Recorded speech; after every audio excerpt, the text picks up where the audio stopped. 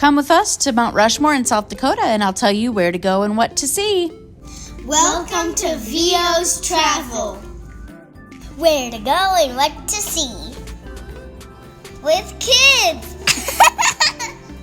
Mount Rushmore does not have a street address, so if you just put in Mount Rushmore National Memorial in Keystone, South Dakota, your GPS will take you there. Mount Rushmore is free to enter, but the parking lot is owned by a different entity, so parking is $10. There's about a 5-minute walk from the parking lot, but once you get there will be a long corridor with flags on either side representing every state. Mount Rushmore will be in the background. At the end of the corridor, there's a great spot to take pictures. There's a gift shop and a small museum as well. There's also a nice walk called the Presidential Trail that we'll tell you about now. We're on the Presidential Trail. If you go around the whole loop, it's 1 mile. That's right. The mountain's right up there. If you peek through here, you can see George Washington's head. And there's a rock that you can walk into. Are we on a trail? Yes. So this is part of the trail? Okay.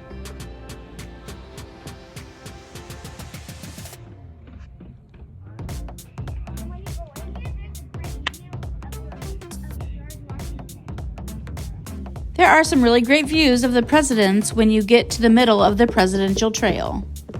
And we're here with the presidents carved on the mountains. Who's up there? George Washington, Abraham Lincoln, Teddy Roosevelt, Thomas Jefferson. They call it a trail, but it's definitely a paved walk. It's a really easy walk and maybe takes just under a half hour to go all the way around. This is Thomas Jefferson ice cream, and you have to get it. Where are we? Mount Rushmore. We visited Mount Rushmore around 1 to 2 p.m. and the lighting was great for perfect pictures of the mountain. However, they do have a special lighting ceremony at dusk every evening in the summer. You definitely need to come back for that. So we were there in the afternoon, left, and came back for that in the evening, and I highly recommend that. But in the meantime, let me tell you what we did. If you head over to 604 Blair Street, it's about a 10-minute drive from Mount Rushmore, you will find Big Thunder Gold Mine.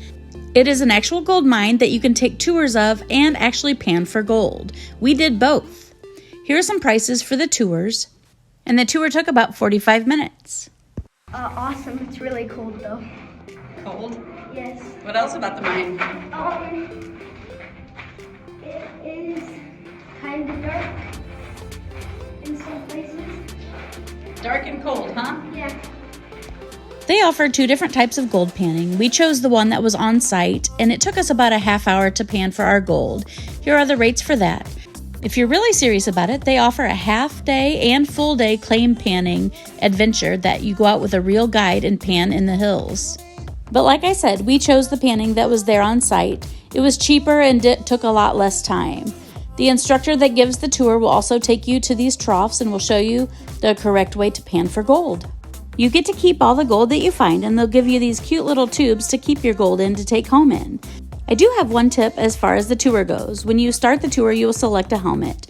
Grab one that is out of the general sight, and it will probably be a lot drier. They do clean each helmet in between use, and so the ones that you would generally first grab for are probably still wet from the prior tour. It was clean, but it didn't feel real great putting a wet helmet on your head.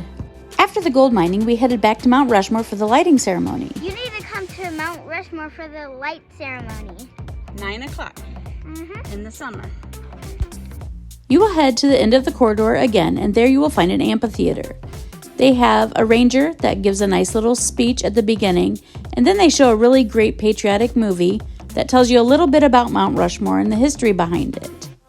The ceremony took about 30 to 45 minutes, and it was extremely patriotic and made you really feel proud for living in the United States of America. They also take the time to honor every currently serving member of the armed forces in the audience, and they also honor the ones that have gone before us. Abraham Lincoln, 1863.